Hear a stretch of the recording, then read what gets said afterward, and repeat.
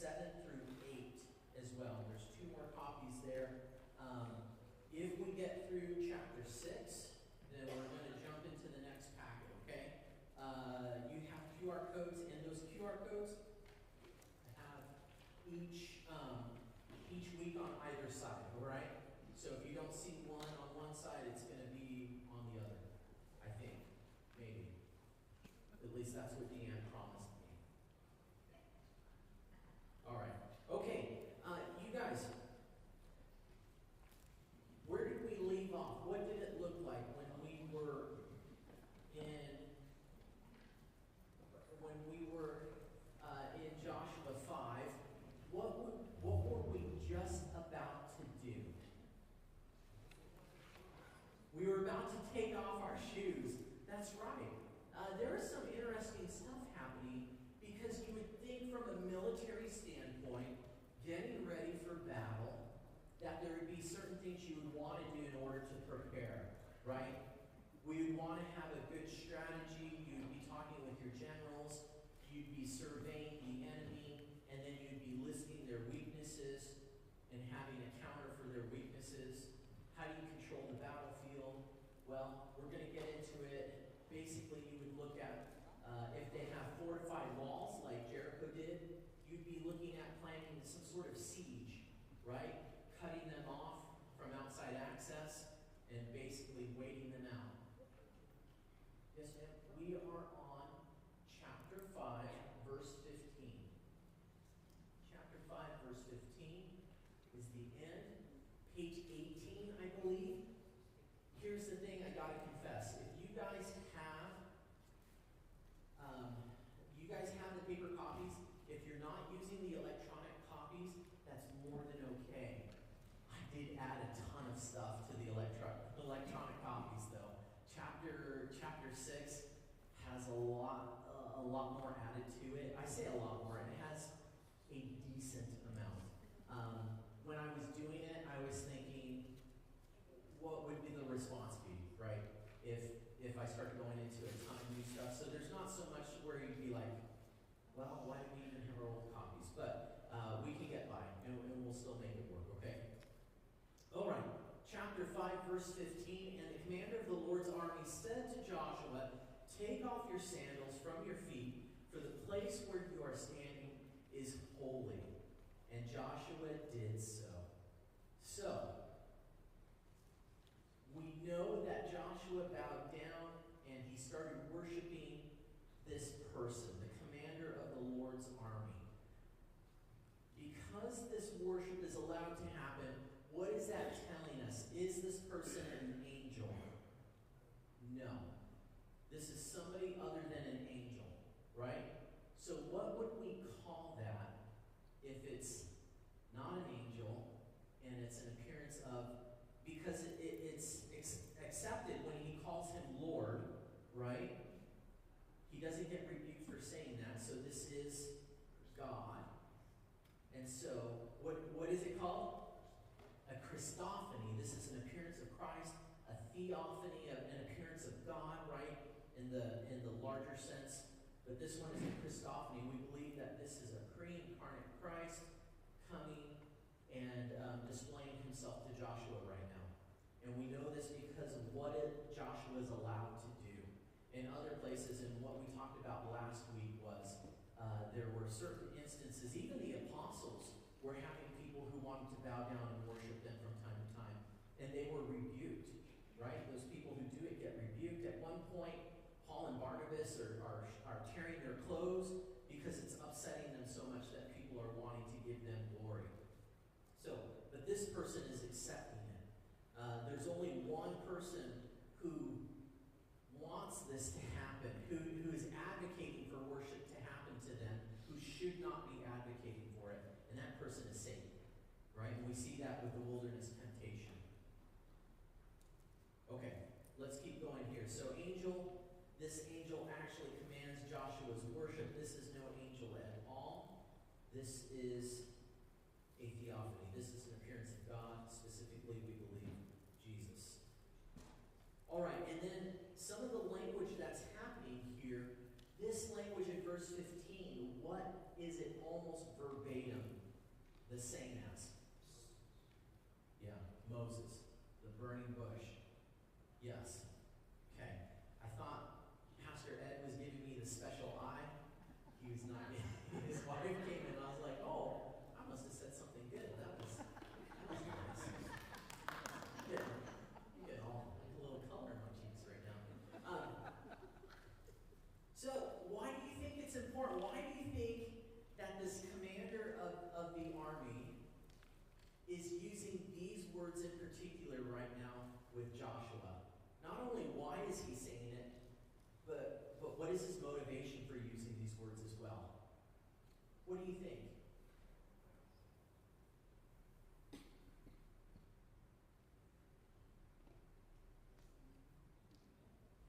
Now think about this, you guys.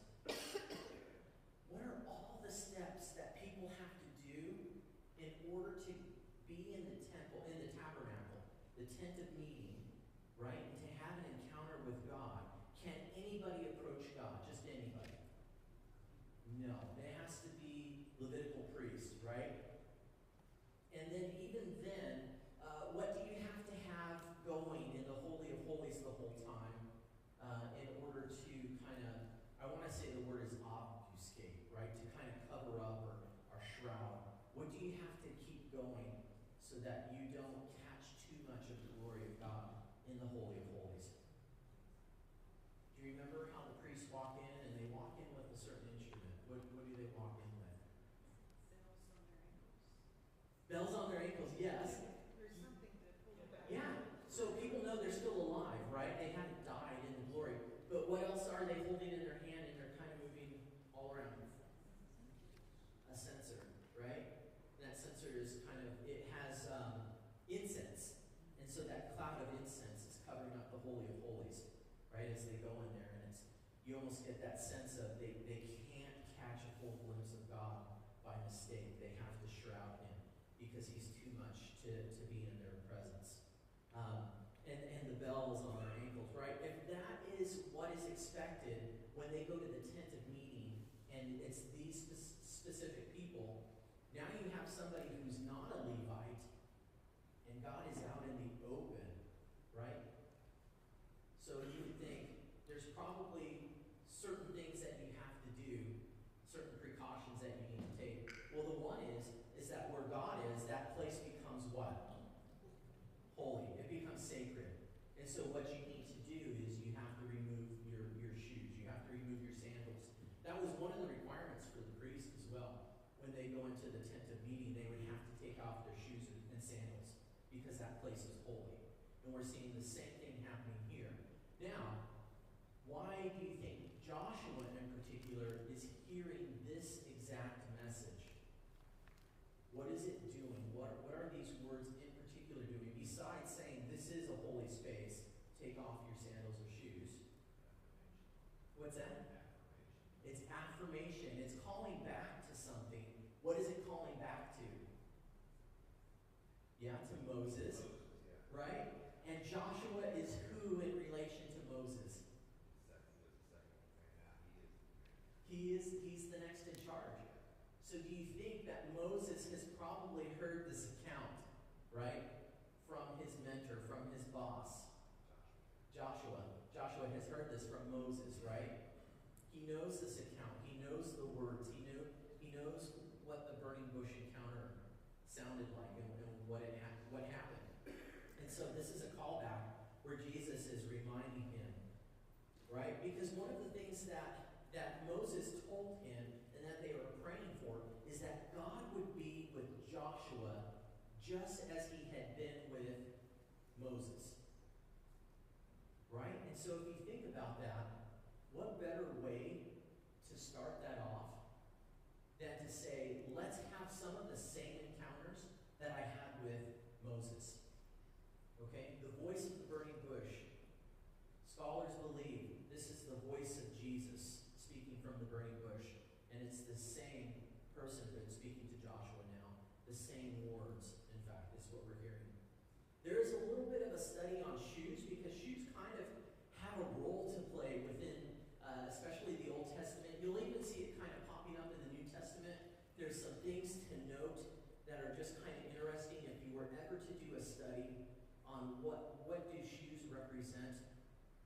So shoes are not allowed in the tabernacle, right? You're standing on holy ground. Shoes have to come off. They're a sign of divine provision in the wilderness. How are they a sign of God's provision in the wilderness?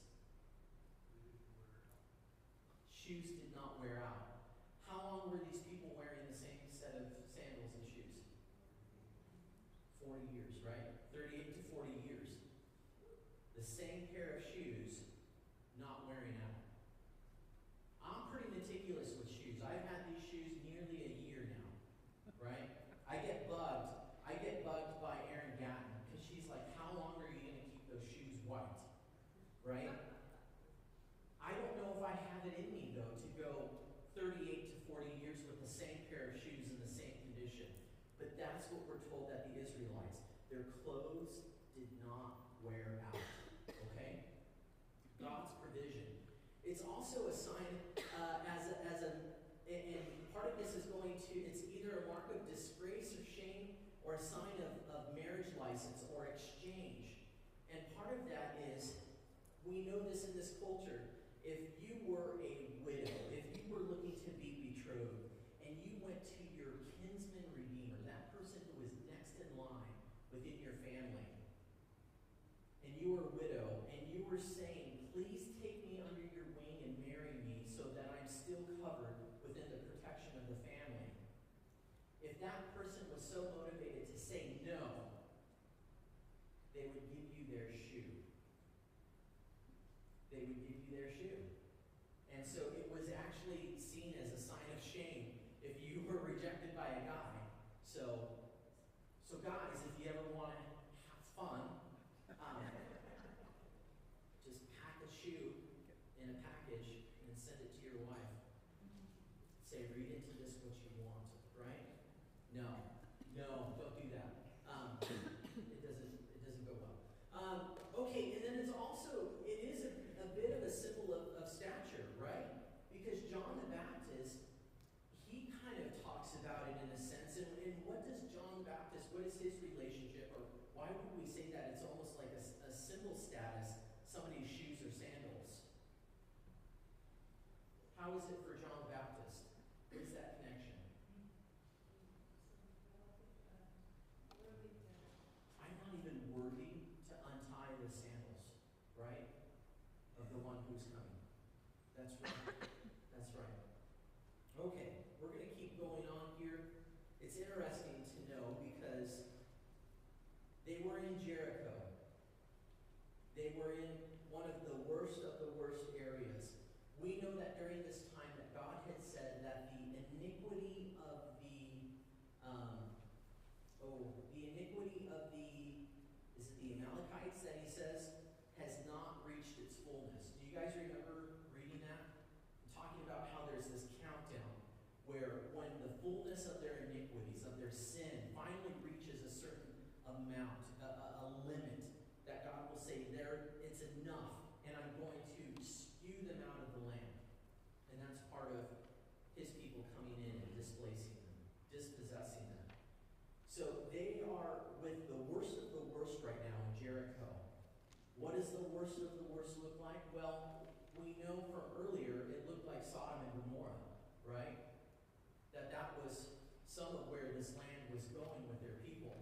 That the people in the city of Jericho would know the story of Sodom and Gomorrah and what God did there. This area that they're going, that Jesus is saying now, is holy ground. It's in holy ground in heathen territory, which is interesting. But it tells us this basically in 1 Corinthians 10:31, anywhere that God is holy, right? Anywhere that God is holy.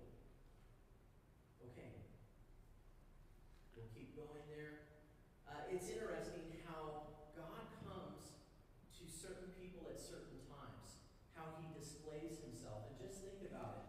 For Joshua, he comes as what? He comes as a soldier, right? He comes as a military leader, because Joshua is a military leader about to start a huge military campaign. But think about it this way, with Abraham, who's a pilgrim, he's a wanderer. How does he display himself, or how does God present himself to Abraham? as a traveler, a fellow traveler, right? To Jacob, who's a schemer, who's always trying to kind of shortcut the system and get his way finagled, even if it's not the right way. How does God present himself to Jacob? As a wrestler, right? All right, you want to wrestle, you want to finagle, let's finagle together. To the three Hebrew young men in the fiery furnace, how does he display himself? He says, I'm with you in the furnace, right? I'm with you, you're not alone.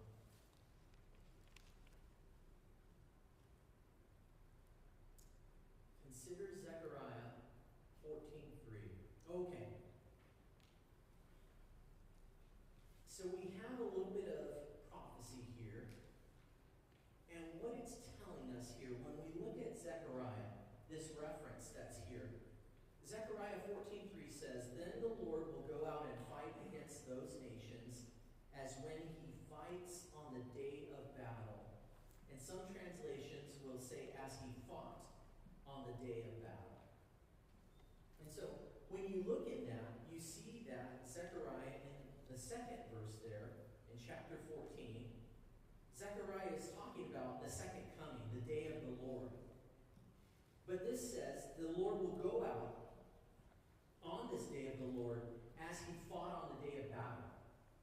And so some of us would ask, well, what is this day of battle that he's talking about? Where has Jesus already fought a battle? Where has that taken place? And some would say, we've seen it right here. Because if this is Christ, as we believe it is, displaying himself to Joshua, he's there with them in the battle. Okay? This potentially could be a connection there when Zechariah refers to this. So this is kind of a verse that's out there. I know Zechariah is not, it's not heavy reading for any of us really. It's a minor prophet. We probably won't get into him, but it's interesting to know that the Bible is already talking about Jesus and talking about Jesus' involvement in pre-encounters. Okay? Battling. Let's keep going here. We know there's references to wars that are being waged, right? And one of them is that in Numbers 21:14, there's a reference to a book called the Book of the Wars of the Lord. And we don't know exactly what this book is. It's an unknown book to us. Some people might say we're reading that book right now, and it could be Joshua. But others believe, and I think the majority believe, that it's a lost book to us. It's one that we do not know of. But that the writer of Numbers in the Torah, that was known to them. One of the things that we need to, I think, take away from this is we look at what Joshua is doing, is we need to understand at the end of the day, as we look at all of this battle that's going to take place here, Joshua is not making the fatal mistake of just seeing it as what kind of battle. What kind of battle is Joshua not seeing it as? It's not a physical battle. Thank you. It's not. So for Joshua, what kind of battle is this? It's a spiritual battle. And so if it's a spiritual battle, who is engaging against who? Whom? Sorry. Who's fighting who on this? Come on, you guys. God is fighting everyone else. He's fighting. Yeah, he's fighting for his land, for his people, right? And ultimately, he's fighting his adversaries, those people who go after him. We got to remember that these people that are being fought right now in particular, these are the people that have been going after the Israelites this whole time, trying to hit them at their weakest points. If you guys remember in Exodus, when Moses is leading the Israelites out, and they're first traveling to the promised land, the healthy and the physically fit people are all in the front. They're on the vanguard of this line. But the Amalekites come, and the Amalekites start doing something really dirty. What do they start doing while the Israelites are traveling? picking off the weak, those people at risk, those people in the end of the line. And they're doing it on purpose. They're not attacking the healthy. They're going after the weak. And that's the people that we're encountering right now. These are the people that God is dispossessing right now. Those people from the beginning who have been going against God. These are, I believe, when you look at who these people are the offspring, the generations of Esau. Okay? The generations of Esau going after the generation of Jacob. This tells us to remember as we start looking at where warfare really is, to always remember as we're going through this, and this is a great reminder for us even now, because even now we're in the middle of wars, right? Right now, we know what this looks like, to be engaged in battle. But it's first and foremost spiritual in nature. These are spiritual forces standing up against spiritual forces. So how do you begin? The first thing you do is you start with humble worship. Ephesians 3:14 tells us, "For this reason I bow on my knees before the Father," praying for spiritual strength. We have to have a holy walk, right? A consecration, making sure that we are recalibrated in alignment with God. Ephesians 4:1, "I therefore, a prisoner of the Lord," Paul writes, "urge you to walk in a manner worthy of the calling to which you have been called." And then remembering that this is holy warfare that we are engaged in, heavenly warfare. Ephesians 6:10, Paul again writes, "Finally, be strong in the Lord and in the strength of his might." Not in the might. Are you familiar with Merrill Unger's book on spiritual warfare? Merrill Anders, no. A good one. Okay. All right. All right, and then the thing to remember here, that we need to remember, is that they have already been given and promised this inheritance. At this point, the Israelites, this is their land already. God has declared it. So they're not fighting for a place of victory. They're trying to earn the victory. The victory is already theirs. They're fighting from a place of victory. And they just need to make sure that they are constantly in alignment with God to earn that inheritance, or not to earn it, but to walk into that inheritance. All right, we'll keep going here. This also reminds us a little bit, when we start talking about spiritual warfare, we start talking about standing up against the enemy. What does that look like? It's always good for us to remember this about the church, that the church, in God's own estimation of it, if we remember what he says in Matthew 16:18, he says this, "And that the gates of hell shall not prevail against it." So by that verbiage there, by those words, what is the role of the church? What is the posture of the church? Is the church the defender or the instigator? And not even the gates of hell can stand against it. What is the role of the church there? Storming the gates of hell. Okay, they are storming the gates of hell, so the church is instigating the attack, or they're defending against the attack? Charged to set the captives free. They're the instigators. They're the attackers. They're on the offensive, right? That is the role of the church. So we have to ask ourselves, if that is the role of the church, what posture are we taking? Is it a defensive posture? Are we on the offensive? We're trying to earn ground. Saying, okay, Satan, we know what your schemes are. We know what your battle plan is, because it hasn't changed in thousands of years. You're going to do the same formulas and the same recipes over and over again. We're not going to be surprised by them. And knowing that, we should be able to have some sort of strategy to say, okay, now we're going to try and earn back some ground here. The church is not defensive. It is the instigator against Satan. That ultimately it's God who declares war, right?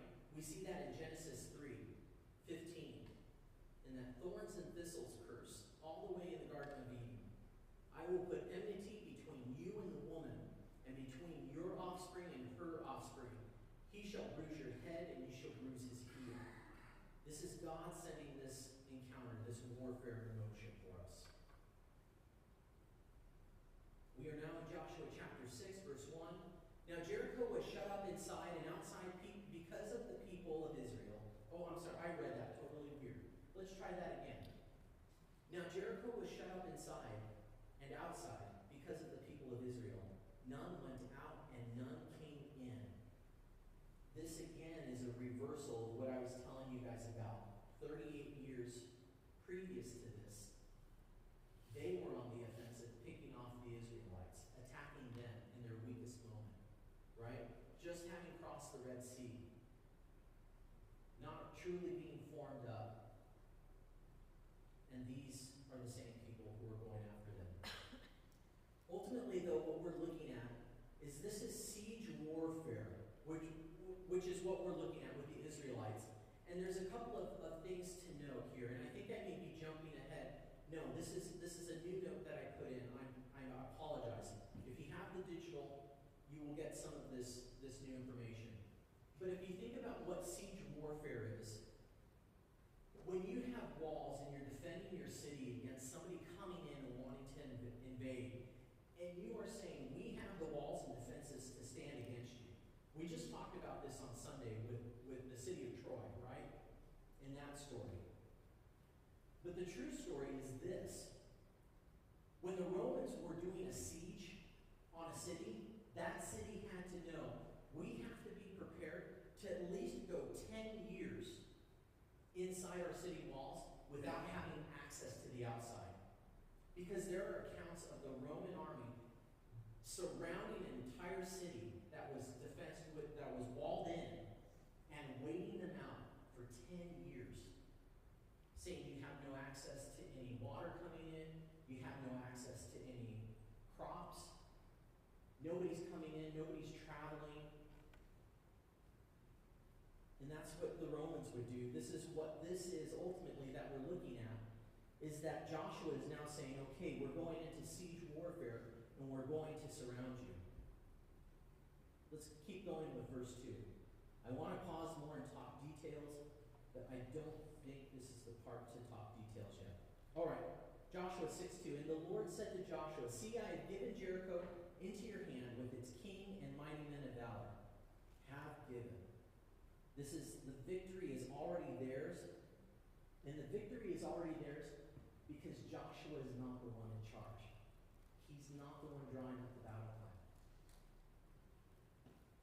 Church, family members, what does this tell us as Pierpont? If we want to see the victory, if we want to accomplish something great with what God has given us, what do we need to make sure we're doing? Praying, right? And ultimately, these aren't our plans. We have prayed, we have sought out the Lord, and we know that this is His will for us. It has been confirmed to us, right? We are not in charge of this. This isn't something that we would just kind of strategize ourselves without consulting God.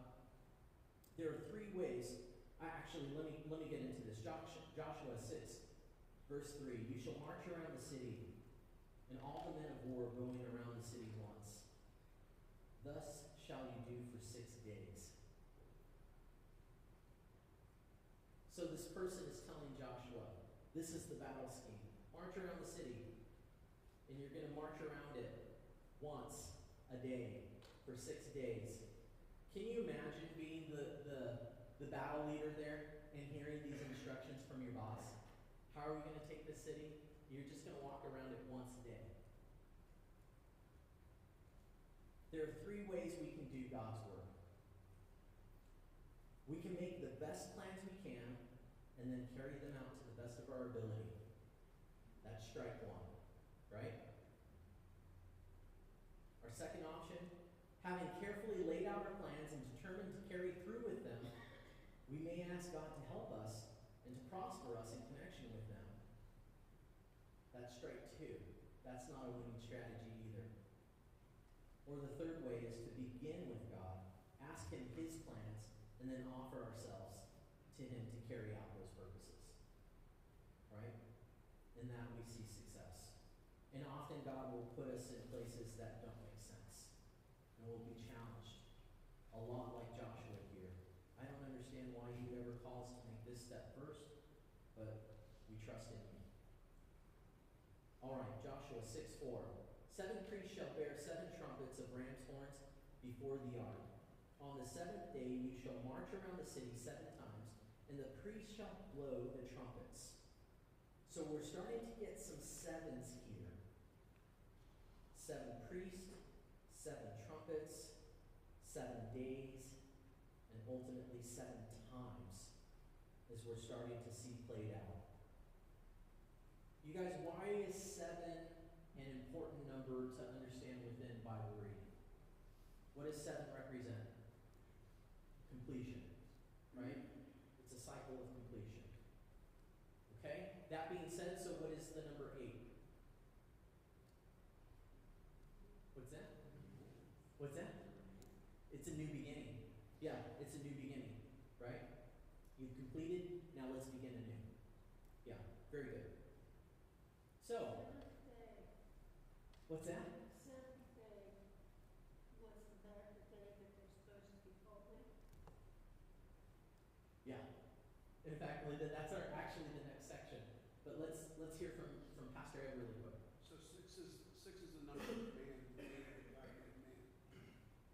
Man did their efforts on 6 days, and God showed up on the 7th. And when you sing the song Joshua fit the battle of Jericho, it's really long, right? God was the one. Yeah. Yeah. Yeah. So, okay, you guys, these are the Israelites. They have the 10 Commandments. They've had the tent of meeting, the tabernacle. They've had all the Levitical laws read to them. What are they doing wrong in this time period? How many wrong things are they doing in this right now? Violations of their own law. Do you see them? 7 days they're doing this work. Nothing's supposed to happen on the 7th day. That's Sabbath. Okay? Yes. Okay, now there's some smaller details as well, and you have to kind of know a little bit of Levitical law, but you do have notes. What are the other things that are happening that are not supposed to happen? Should not kill? No, that's not true. Commanded to go kill. In fact, they're commanded to go wipe out entire peoples. Boys, girls, men, women, young, old, animals. What else? What else is not supposed to be happening and they're breaking that rule right now? Who's going into battle? Who's leading the forefront? Priests. Are priests supposed to be in battle? No, they're holy. They're not supposed to be anywhere near this kind of stuff. But they're leading the vanguard. Priests. Great battle plan. Let's put the pastors at the front, right? Okay? And then what else? There's an appearance of a certain object, and this object isn't really supposed to be used. Yeah, the ark. The ark isn't supposed to be paraded around like it's some sort of mascot, right? It has a special place. It belongs surrounded by special pieces of furniture. There are precautions. All right. So there's a bunch of violations happening. Why do you think it is okay that these violations are happening? And then where else have we seen violations happen in the New Testament? And why were they permitted? Torah violations. Were they man's violations or God's violations? They wrote extra laws and rules. Yeah. These were God's law for man. God's law for man. That's the caveat I'm putting there, Amy. God's law for man. So, with that caveat, why is this permissible, what they're doing right now? This is exactly what we saw in Jesus' time. What'd you say, Bob? Because he told them to do it. Because God told them. That was God's instructions. And who's with them in battle? Right? God is with them in battle. Think about all of the kind of fluff and hubbub that Jesus was getting about Sabbath, right? And he said, I am the Lord of the Sabbath. So when the Lord of the Sabbath is walking with you in battle, you're probably okay. He's permitting you to go into battle and to do these things. You have the ultimate blessing because these laws that God gave to man, well, now God is there to really just show his heart.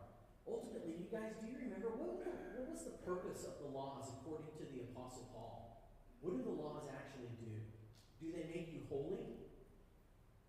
No. What is the purpose of the laws according to Paul? To show you what sin is. They highlight your sin. They're not a means of salvation. They're telling you how screwed up you are. Right? That's what they're doing. And so now God is here and he's like, well, we have work to do, and that work is to consecrate this land, is to bring it back to you and to spew out these people who do not belong here. All right, so we have the shofar is being brought out. This is a ram's horn. The shofar is a special instrument that is used to proclaim liberty. This is God blessing the people. When the shofar is being blown, this is a proclamation of God. It was used in many different settings, but mainly one of the biggest and most important was the trumpet of the Jubilee. What is the Jubilee, if you guys remember?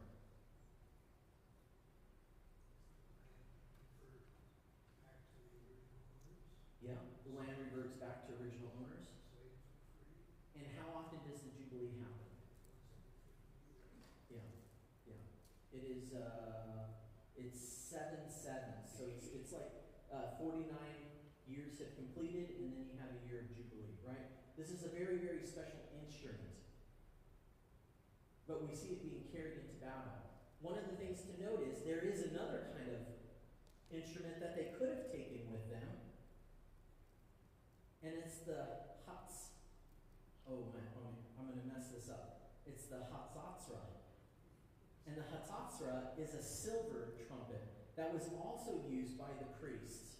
And this one was used to basically rally the congregation, to call them in, to signal any kind of camp movement whenever they would settle down for the day. It was used to call people together to war if they were being attacked. But this is not the instrument. Out of the two types of instruments that they have, the two horns that they can go with, they're not going with the silver long horn. They're going with the ram's horn, the special one that is used to basically declare God. And that should stand out to us, that this horn is being used in these moments right now, not the other. This is a proclamation of God, God making his will known to the people. This is the horn they take with them into battle.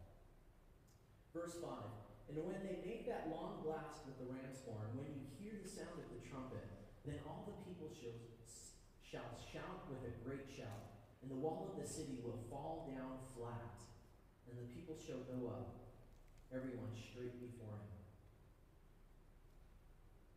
It's interesting here. So this is the full message that is given to Joshua.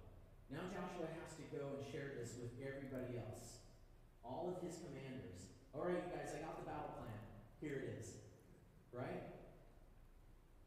1 Corinthians 1, 25 through 29. Verse 25 in 1 Corinthians 1 says this. For the foolishness of God is wiser than men, and the weakness of God is stronger than men. For consider your calling, brothers.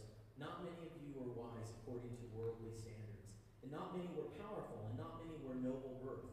But God chose what is foolish in the world to shame the wise. God chose what is weak in the world to shame the strong. God chose what is low and despised in the world, even things that are not, to bring to nothing things that are, so that no human being might boast in the presence of God. Right? Nobody would say, this is the master scheme. If you do exactly this, you will always have the victory. This is absurdity.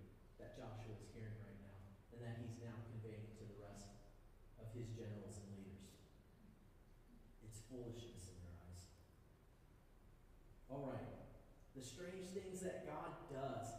You know, there's a lot of strange things that we see. The ark, you think of preserving 8 people to save the entire human race because the rest of them are so wicked and corrupted. You see the ark, a boat, that's not a boat. We get it with Jericho here. And probably the strangest strategy of all is we see that the entire universe is going to be judged and measured and evaluated by a wooden cross standing on a Judean hill. Isaiah, he also made it clear that God's ways are higher than our ways.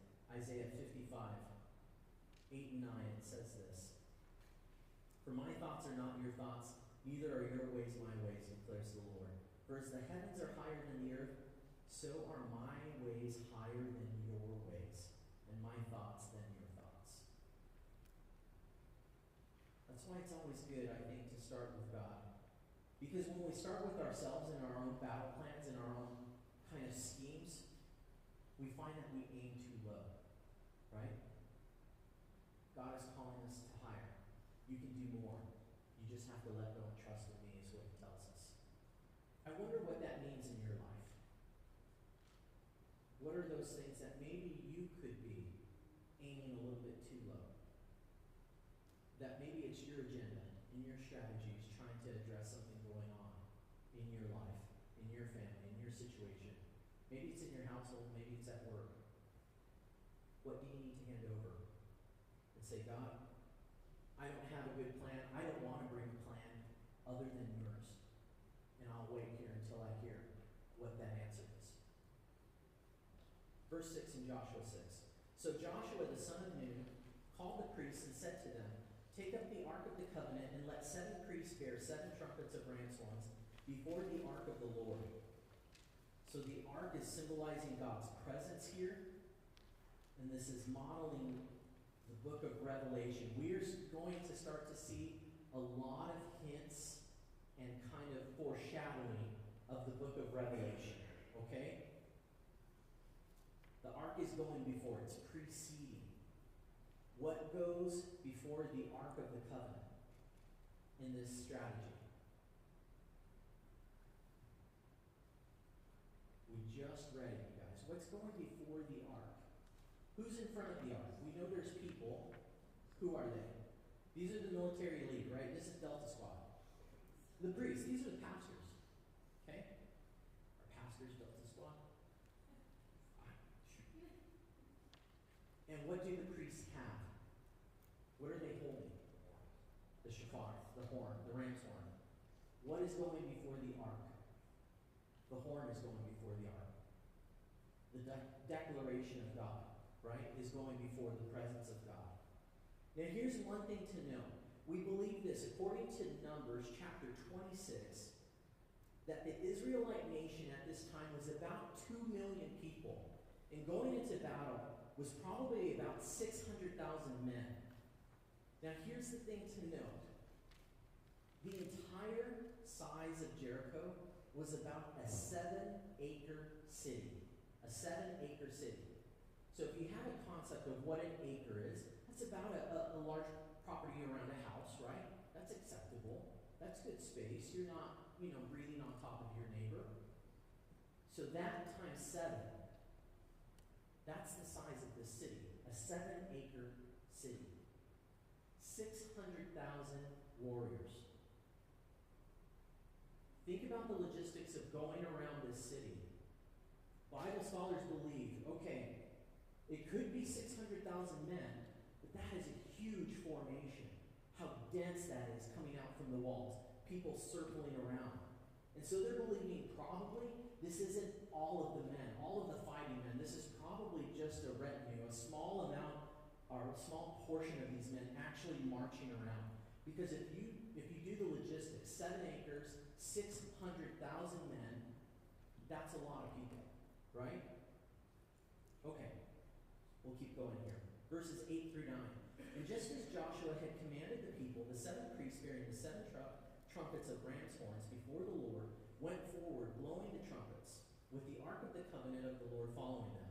The armed men were walking before the priests, who were blowing the trumpets, and the rear guard was walking after the ark, while the trumpets blew continually. Verse 10.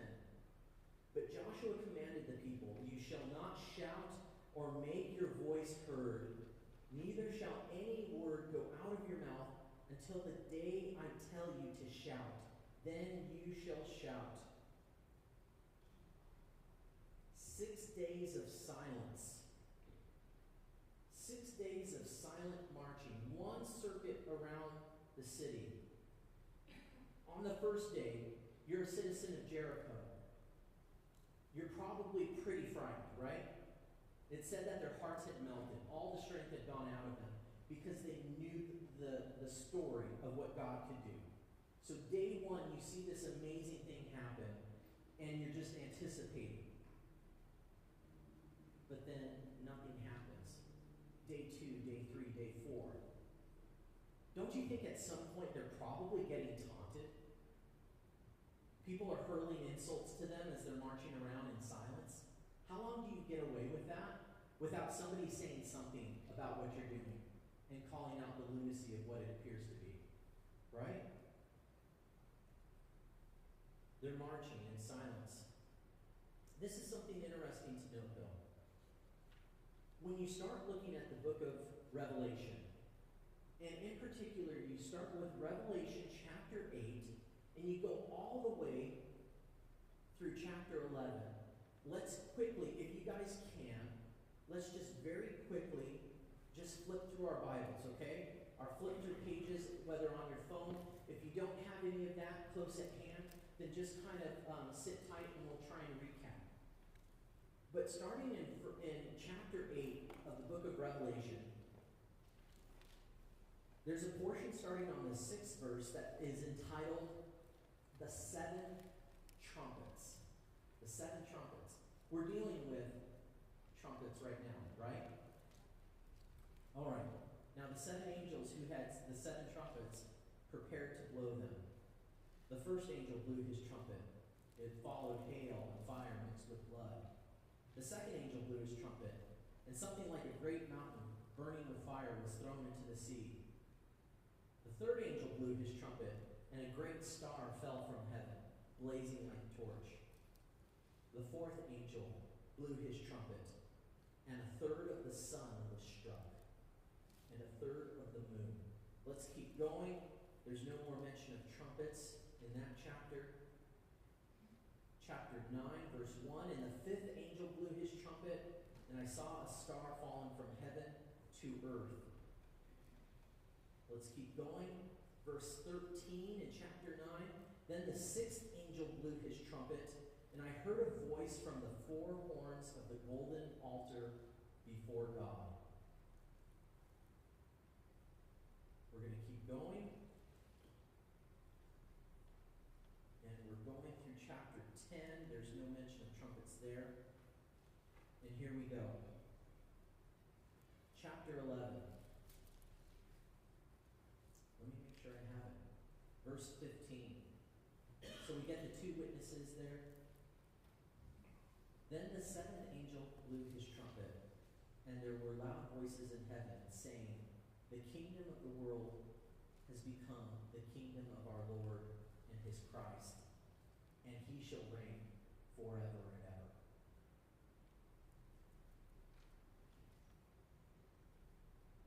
There's a comparison here. We're seeing a connection between Joshua and Revelation.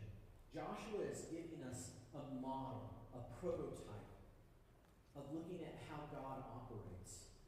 These trumpets are sounding. And it ends with, on the 7th trumpet blast, the land being dedicated and declared to God and given to him. Right? That's what we read in Revelation. And the same thing is happening here in Joshua. Let's get back to Joshua. Verse 11 through 15. So he caused the ark of the Lord to circle the city, going about it once. And they came into the camp and spent the night in the camp. And then Joshua rose early in the morning, and the priests took up the ark of the Lord.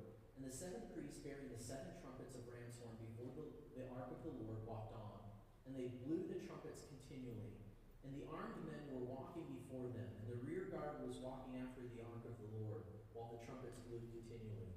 And the second day they marched around the city once, and returned into camp. And so they did for 6 days. On the seventh day they rose early at the dawn of day, and marched around the city in the same manner 7 times. This is Sabbath, right? As far as we can tell, this is the 7th day. Usually Sabbath, you're supposed to do what on the 7th day? Rest. What are they doing 7 times more? They're working 7 times harder than what they've been working the previous days. Right? On what we would assume would be their day of rest, they're more than doubling down on their work effort. Verse 16, at the 7th time, when the priests had blown the trumpets, Joshua said to the people, shout, for the Lord has given you the city. Shout, for the Lord has given you the city. This is Revelation 11:15. The 7th angel blew his trumpet, and there were loud voices in heaven saying, the kingdom of the world has become the kingdom of our Lord and his Christ, and he shall reign forever and ever. We're going to skip that section that talks about God's due order. No. Okay, let's get into it. Are you guys okay rabbit trailing? A little bit? Yeah? Okay. So God's due order, following God's leading to the T, not deviating. What happens to Moses when Moses deviates just a little bit and he strikes the rock an extra time? What happens to Moses? He loses. He doesn't get to inherit the kingdom. He doesn't get to step into the promised land, right? God's due order. Well, we see that God has a couple of stipulations here, and we're going to see some of them here because we're talking about the Ark of the Covenant. And so even looking at that, we need to kind of realize what's going on. In 1 Chronicles 15, verse 13, there's a story of David's 2 attempts, or this verse sits inside the story of David's 2 attempts to bring the Ark of the Covenant to Jerusalem. So to see what that is, let's look at 2 Samuel 6, verses 6 through 7. Just 2 verses, 2 Samuel 6, 6 and 7. And when they came to the threshing floor of Nacon, Uzzah put out his hand to the ark of God and took hold of it, for the oxen stumbled. And the anger of the Lord was kindled against Uzzah, and God struck him down there because of his error. And he died there beside the ark of God. What did Uzzah do, besides having an unfortunate name? He touched the ark. Don't touch the ark. Why did he touch the ark? It was falling, right? The ox stumbled. It was falling. What was Uzzah trying to prevent from happening? The ark hitting the ground, right? Spilling open. So, 1 Chronicles 15:13. This is retelling a story here of David. And it says, because you did not carry it the first time, the Lord our God broke out against us, because we did not seek him according to the rule. What is the rule? You guys, what do you think the rule is? This is in 1 Chronicles 13. What's that? Probably worship. When Uzzah grabbed the ark, how was the ark being transported? It was supposed to be on poles. How was David transporting the ark? On the back of a wagon pulled by ox. Is that how God told them, instructed them to transport his ark, his presence? Who transported the ark like that? Do you guys know? Who would love to capture this ark? Almost like it was a pawn in a chess game, right? Ha, I've got your ark. Who was doing that to them? The Philistines were. The Philistines would transport the ark with an ox cart. What was the rule that David broke? What did he do? He didn't what? He didn't carry it. Instead, he resorted to a method that who used? The Philistines, heathens. This is how heathens transport me. And that's how you guys are doing it, right? There is a rule to this. So a man named Uzzah reached out his hand, touched the ark to steady it, and God struck him dead on the spot. So, David is both terrified and furious at this. He left the ark at the house of Obed-Edom for 3 months rather than bring it into the city. And when David prepares for a second attempt in chapter 15, he gathers the priests and Levites and delivers the rebuke captured in verse 13. The first time he is referring to this disastrous event where the ark stumbles and falls. The rule he is mentioning, and in the Hebrew word it's mishpat, meaning a prescribed order of ordinance. And it refers to the specific law of Moses, Mosaic instruction for how the ark was to be transported. You get that in Numbers 4:15 and then also in chapter 7:9. The ark was to be carried on the shoulders of Kohathite Levites using designated poles. No one was to touch it. No ox, no cart, just the poles. And so here, when you look at what David's trying to do, it's not that his intentions were bad, right? But it's that the way he was trying to carry it out, he was not carrying it out the way that God had prescribed. In fact, he was doing it a lot like heathens would do it. How does that apply to us, do you think? Does that speak to us? Does that speak to you today, right now in your life? And if so, how does it? What does that mean to us?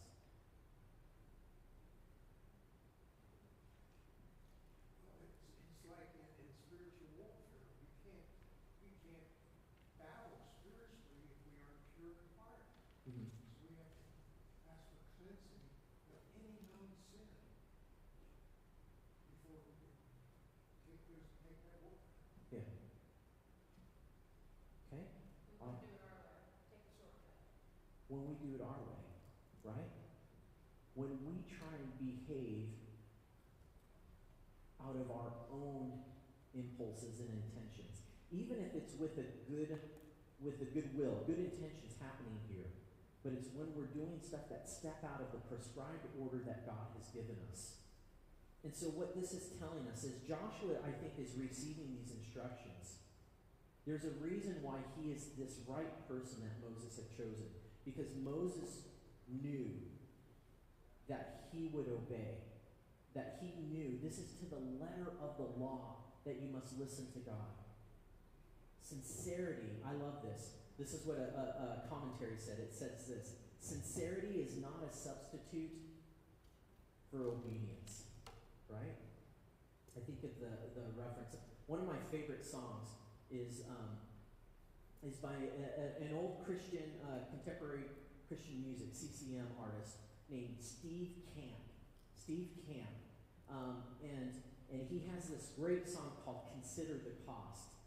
But the song starts this way, and he starts with the verse, and he goes, to obey is better than sacrifice. To hearken than the fat of rams. Right? To obey is better than sacrifice. Don't do it your way. Just be obedient to God. Even if you think it doesn't make sense, just be obedient. God will make up the difference. All right. Joshua 6:17. And the city and all that is within it shall be devoted to the Lord for destruction. Only Rahab the prostitute and all who are with her in her house shall live, because she hid the messengers whom we sent. Remember, what did he just refer to them as? Not spies, right? Not spies, but messengers here. Okay. We've talked about this before. All the walls fall down except for one wall. Where was the most dangerous place in Jericho to live? The walls. Where was the safest place in Jericho to live? Rahab's house, which was on the wall, right? It's this double edge. This is the most dangerous place, but this one spot is also the safest place. 2 Timothy 2:19, the Lord knows who are his, right? Verse 18, but you keep yourselves from the things devoted to destruction, lest when you have devoted them, you take any of those devoted things and make the camp of Israel a thing for destruction and bring trouble. This is talking about spoils, and it's saying anything that, and when it's saying the devoted things, those things that have been set aside, right? Those special things. Don't touch those special things that are set aside. Don't take any spoils. But then he goes on. Now, this is going to be the downfall of Achan. When we are, oh boy, I'm going to have to say this, and I always kind of get it. I want to say AI, and it's not AI. It's just I, or it's IE, which is, you can say it two ways. You can't say it like we would say artificial intelligence. That's not how it's pronounced. It's not AI. It probably is accepted now because so many people would say it, but it's either I or IE. We're going to get this later with Achan. His downfall is doing exactly this.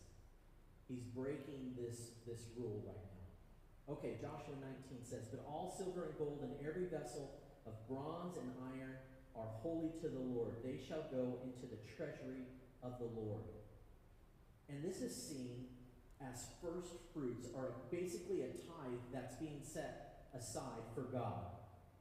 Because this is the first battle that Joshua is engaging in. We're going to see that the rules change afterwards. But for this first battle, nothing shall be brought in by other people. Everything that is taken is only taken for God, and the rest is destroyed. It's set to fire. Let's keep going. 20 through 21. So the people shouted, and the trumpets were blown. And as soon as the people heard the sound of the trumpet, the people shouted a great shout, and the wall fell down flat, so that the people went up into the city, and every man straight before him. And they captured the city. Then they devoted all in the city to destruction, both men and women, young and old, oxen, sheep, and donkeys, with the edge of the sword. All right. Some would say this is kind of harsh, right? Everybody in the city to the sword. But we see that they've had lots of time to repent. That these were people who were committed to their wickedness. They knew of God. They knew who he was and what he could do. The fact of this is known because what is Rahab's opinion that she says to the two spies who come in? She says, we know God, and we're all afraid of him because we know what he can do. So they're not ignorant. They know who God is, but what are their hearts? They're wicked. They're committed. Do you guys know that, what I'm talking about, that spirit of somebody who's committed to doing this wrong thing? I know the right thing to do, but I don't care about the right thing to do. I'm committed to do the wrong thing, right? Yeah? Pastor X? On that note about repentance, the shofar is blown in the morning and certain times of the year, specifically for a call to prayer for repentance. And so 6 days, they heard that. They still didn't. Yeah. God gave them time. This is the same group that God gave 400 years to repent. Yeah. Long time for grace. There's a point where judgment comes, right? There's a point where judgment comes. And for them, it was total eradication. God is perpetually, this is what the commentary says, God is perpetually at war with sin. Because the Jews didn't fully obey this commandment in later years, it led to this national defilement and divine chastening. The book of Judges would not be in the Bible if Israel had remained faithful. If Israel had remained faithful, because even Joshua is going to get this wrong at this point.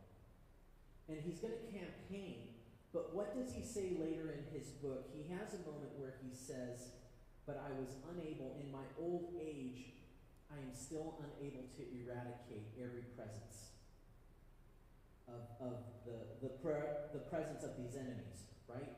He did not do a full eradication. And it's interesting, as we go on, you're going to see some of the cities that ended up being strongholds of the enemy, where Joshua could not fully eradicate them. And it'll be interesting to note what those cities are today. Because those cities, if you were to lay a map over them, those cities still exist. And they're still cities of turmoil. You're going to connect those cities because they're cities where Hezbollah has their way, and they own that area. And people live in terror because that terror, that subjugation, right, is still happening to this day. And still connected to people who worship the moon. Islam. We're still seeing that. You know, it's funny because some people will try and convince you about this, about Islam, and they'll say Allah is just God, the same God as the Old Testament to Islam. And it's not. It's not the same God at all. Because Allah and Yahweh are two separate characters.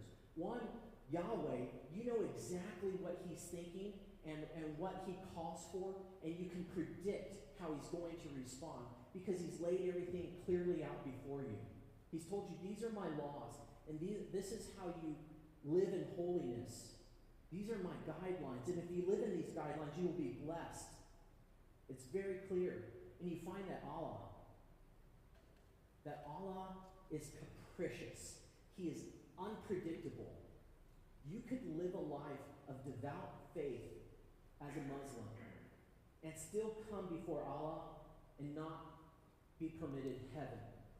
There is one way, maybe there's more ways, but there's one assured way to earn your way into paradise with Allah. And what is that way? Be a martyr. These are martyrs. These are people killing for the faith and killing themselves for the faith. That's the one way with Allah to ensure that you have a way to paradise. Does this sound at all like God? No. These are not the same people. Don't let somebody who's Muslim or somebody who Islam is their religion try and convince you that Allah and God are the same. They are not the same. And this presence is still there to this day. This presence that Joshua was trying to expel. Verse 22, but the two men who had spied out the land, Joshua said, go into the prostitute's house and bring out from there the woman and all who belong to her, as you swore to her. So the very people who'd made this deal with her, those are the same people he's sending back in as soon as the walls come down. So the young men who had been the spies went in and brought out Rahab and her father and mother and brothers and all who belonged to her, and they brought all her relatives and put them outside the camp of Israel. They did not come inside the camp of Israel. Why not? They were what? I'm sorry, ma'am? They were unclean. They were Gentiles. Yes. This is the same reason. We even see this in the account with Joseph and his brothers. When his brothers come to Egypt. If you remember reading that, when Joseph finally starts inviting them to come have dinner with them, and they're like, uh-oh, we're in trouble, right? During that dinner, the brothers can't come to the same table as Joseph, because to the Egyptians, the Hebrew were unclean. You can come in, but you don't get this kind of access. You're over there. So at this time, they were still Gentiles, so they went outside of the camp. Why did you switch back to spies here? I think the two terms are interchangeable. I think the same translations are interchangeable here, Dick, where they are spies. They are people going out before, and maybe that's what you would call them in a military sense. Because does it make sense to say when you're telling your generals, I'm going to send 2 messengers in to find somebody who's friendly to our cause, right? But you'd send two people to spy out if there was somebody friendly to their cause. But later you find out that they are messengers. And I think the messengers for us is a foreshadowing of Revelation when we encounter that same formula happening there, right? Remember, this is all kind of interconnected. The seven horns, the seven trumpets, the battle belonging to God when the seventh trumpet gets blown, the two spies or the two witnesses coming in, the two messengers. Verse 24, and they burned the city with fire, and everything in it, only the silver and gold and the vessels of bronze and of iron they put into the treasury of the house of the Lord. All right, you can get into that. Jericho is a model of the judgment of God. I love this. 1 Corinthians 3, 11 through 15. 1 Corinthians 3, 11 through 15. For no one can lay a foundation other than that which is laid, which is Jesus Christ. Now, if anyone builds on the foundation with gold, silver, precious stones, wood, hay, straw, each one's work will become manifest, for the day will disclose it. The day in the capital day. The day of what? The day of judgment. That day will disclose it, because it will be revealed by what? By fire. And the fire will test what sort of work each one has done. That's you and I. You and I will come before on that day, and the work that we have done in this life will be judged. Now, this isn't a judgment of what? This is not a judgment of salvation. This is a judgment of the work you have done. A foundation of gold, silver, precious stones, wood, hay, straw. It will be revealed by fire. If the work that anyone has built on the foundation survives, he will receive a reward. If anyone's work is burned up, he will suffer loss, though he himself will be saved, but only as through fire. That's interesting, right? That tells us a lot. Sometimes we don't always hear this kind of description or detail. This isn't a message that you always get from the pulpit. It's hard for people to understand this idea that there are multiple judgments that are going to happen, and there's a separation of those who believe and those who don't believe. But then there's an ongoing one. There's another one to come that's going to look at what you have done with what God has given you. What are you using? What is your foundation made of? Is it gold and silver? Is it things that can withstand the fire? God's judgment. Are you building with wood, hay, and straw? Something that will be burnt up in judgment. Verse 25. But Rahab the prostitute and her father's household, and all who belonged to her, Joshua saved alive. And she has lived in Israel to this day, because she has hid the messengers whom Joshua sent to spy out Jericho. Joshua also made them swear at the time, saying, Cursed before the Lord be the man who rises up and rebuilds this city Jericho. I'm going to read that again. Joshua also made them swear at the time, saying, Cursed before the Lord be the man who rises up and rebuilds this city Jericho. At the cost of his firstborn shall he lay its foundation, and at the cost of his youngest son shall he set up its gates. Joshua pronounces a curse on the city. 1 Kings. Did anybody not believe this curse? 1 Kings 16:34. In his days, Hiel of Bethel built Jericho. He laid its foundation at the cost of Abiram, his firstborn, and set up its gates at the cost of his youngest son, Segub, according to the word of the Lord, which he spoke by Joshua, the son of Nun. Somebody had attempted to do this again, and it was exactly this curse, exactly as God said it. This takes us into a couple of things. You know, what do you do with prophecy? What do you do when God tells us something that is hard to understand, something that may not make sense to us? Do you downplay it and say, well, that's just ridiculous. That needs to be set aside. We see this now because people would probably hear a story like Jonah the prophet, right? And the great fish. And they'd probably love to say, you are a smart, educated person. How can you believe in a story like Jonah? How could you believe that this whale or this fish would swallow up a man, and that man would stay in that belly of that creature for 3 days and nights, only to be spewed up alive on a shore? You're a smart person. Why do you believe these things? And we believe these things because we know that God is behind every single word that is written in the Bible. And our job is not necessarily to understand it all. We don't have to. Because at the end of the day, this document, it's not a scientific document. I know we try and do it, that there's great Christian people, Kent Ham and some of these other people who are, Ken Ham, I think is his name, a creationist, who would love to use the Bible as a scientific document. And he's missing the point, because at the end of the day, this isn't a scientific document. What is the reason for the Bible? What type of document is it? What's that? Inspired. It's a faith document. It's a faith document. It doesn't require you to understand every bit of it. But when you mock it and when you don't believe it, be careful. When we say this, I provided a story here. It's an addition.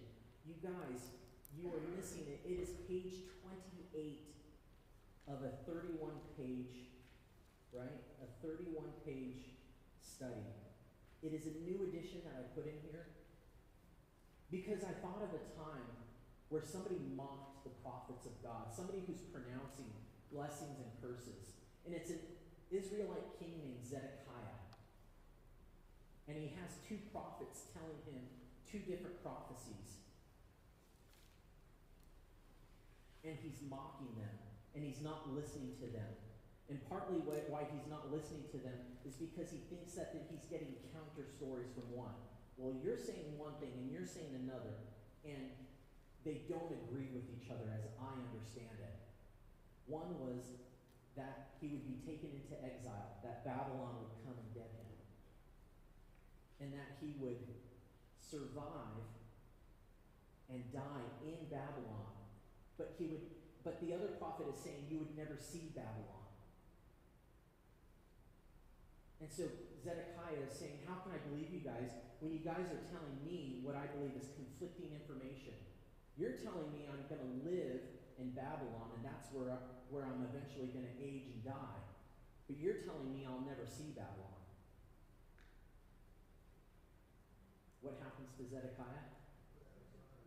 The Babylonians come. They kill his two sons in front of him, and they finish it by stabbing out his eyes. And then they march him all the way to Babylon blind, and he lives there as an old man and dies. We don't have to understand God 100% in what he's doing, but we have to believe. We have to trust. Verse 27, so the Lord was with Joshua, and his fame was in all the land. Okay. I feel bad because I added so much more content to the end of this, a little bit of a rabbit trail. But we're going to see something happening here. Joshua in this moment taking possession, this very first moment is the first time he's taking the land as theirs. The first win is Jericho. It's now starting to start a particular cycle to happen. And that is the people that God has called in covenant to step into their inheritance. And now you're living in your inheritance land.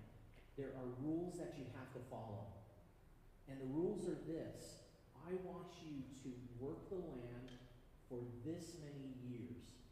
How many years do you presume? How many? It would be 6 years. 6 years. But on the 7th year, I want you to do this with the land. What are you supposed to do on the seventh year, do you think, with the land? That's right. Leave the land alone. Let it rest. Anything that grows on it belongs to anybody. I don't care if it's Ross's property and it's, their apples or their fruit that you guys have on there. It belongs to everybody. This is a law that's going to be ignored and overlooked by these people. They are not going to follow this law. And we're going to see that year after year, every 7 years, they're not honoring God in this obligation. But this is starting for us, the countdown and the timeline of our idea of the year of Jubilee. Okay? And it's important to note that right now, that it's actually starting, the clock is now ticking for Joshua and the Israelites. You are now entering into the timeline of Jubilee. Okay, we need to close there. That's too much information. We're 6 minutes over. I'm going to say 6 instead of 7.